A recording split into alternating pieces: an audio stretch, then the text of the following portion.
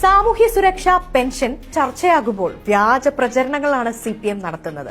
നായനാർ മന്ത്രിസഭയുടെ കാലത്താണ് സംസ്ഥാനത്ത് ക്ഷേമ പെൻഷൻ നടപ്പിലാക്കിയത് എന്നാണ് ആദ്യത്തെ അവകാശവാദം. എന്നാൽ ഇത് പച്ചക്കള്ളം. പട്ടം താണുപിള്ളയുടെ കാലത്ത് R. ശങ്കർ കേരളത്തിന്റെ ധനകാര്യമന്ത്രിയായിരുന്ന 1960 ബജറ്റിലാണ് ആദ്യമായി വാർദ്ധക്യകാല പെൻഷൻ നടപ്പിലാക്കുന്നത്. 15 രൂപയായിരുന്നു ആദ്യത്തെ വാർദ്ധക്യകാല പെൻഷൻ. പിന്നീട് 1963 ബജറ്റിൽ R. ശങ്കർ തന്നെ വിധവാ പെൻഷനും നടപ്പിലാക്കി.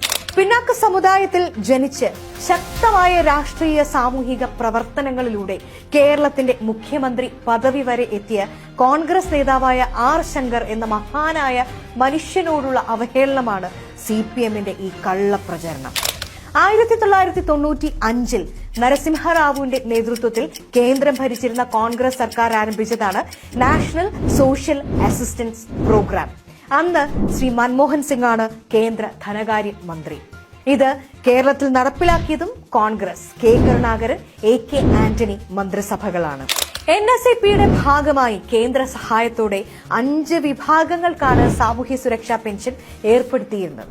Indira Gandhi national old age pension scheme, വാർദ്ധക്യകാല pension; Indira Gandhi national widow pension scheme, വിധവ pension; Indira Gandhi national disability pension scheme, ഭിന്നശേഷിക്കാരുടെ pension; pension for unmarried women, 50 വയസ്സ് കഴിഞ്ഞ അവിവാഹിതരായ സ്ത്രീകൾക്ക് പെൻഷൻ; അഗ്രികൾച്ചർ ലേബർ പെൻഷൻ, കർഷക തൊഴിലാളി പെൻഷൻ.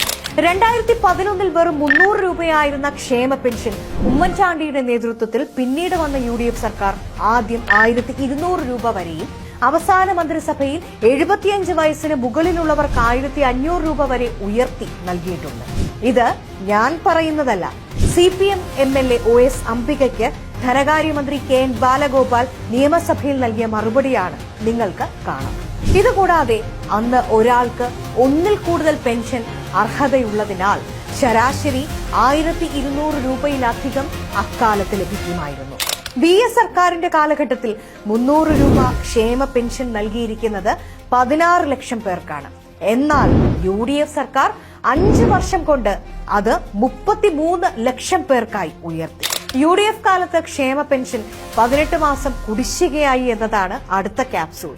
M. സ്വരാജിന്റെ ചോദ്യത്തിന് TM തോമസ് ഐസക് നൽകിയ ഉത്തരത്തിൽ 3 മാസത്തെ ക്ഷേമ പെൻഷൻ മാത്രമാണ് UDF കാലത്ത് കുടിശ്ശിക ഉണ്ടായിരുന്നത് എന്ന് വെളിപ്പെടുത്തുന്നുണ്ട്. 2016 LDF സർക്കാർ അധികാരമേറ്റ സമയത്ത് UDF കാലത്തെ കുടിശ്ശിക അടക്കം വ്യക്തമാക്കി ധനകാര്യമന്ത്രിയായിരുന്ന TM Thomas Isaac white paper ഇറക്കിയിരുന്നു.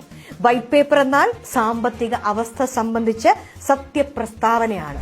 വൈറ്റ് പേപ്പറിൽ 808 കോടി രൂപയായിരുന്നു പെൻഷൻ കുടിശ്ശിക. ശരാശരി 300 കോടി പ്രതിമാസം കണക്കാക്കിയാൽ 3 മാസത്തെ കുടിശ്ശിക. 18 മാസം കുടിശ്ശികയാകണമെങ്കിൽ UDF ഭരണമൊഴിയുമ്പോൾ 2016 1 രൂപ പോലും സാമൂഹ്യ സുരക്ഷാ ഇനത്തിൽ അനുവദിച്ചില്ല എന്നാണ് അർത്ഥം. എന്നാൽ 2016 മാർച്ച്, ഏപ്രിൽ, മെയ് മാസങ്ങളിലെ പെൻഷൻ അനുവദിച്ചിട്ടുള്ള സർക്കാർ ഉത്തരവുകൾ നിങ്ങൾക്ക് പരിശോധിക്കാം.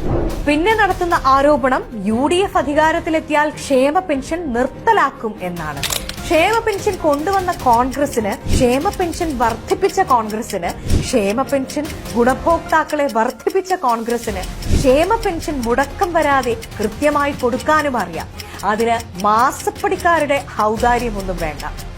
ഇങ്ങനെ കല്ലുവെച്ച നുണ പ്രചരിപ്പിക്കുന്ന സംസ്ഥാനത്തെ വിദ്യാഭ്യാസ മന്ത്രിയടക്കം നടത്തുന്ന കള്ളപ്രചാരണം നിർത്തി ജനങ്ങളോട് മാപ്പ് പറയണം. പറ്റുമെങ്കിൽ 2026 UDF സർക്കാർ അധികാരമേറ്റതിനു ശേഷം ഇടങ്കോൽ സമരങ്ങളുമായി അതുവഴി വരാതിരിക്കാനുള്ള സന്മനസ്സെങ്കിലും മിനിമം കാണും.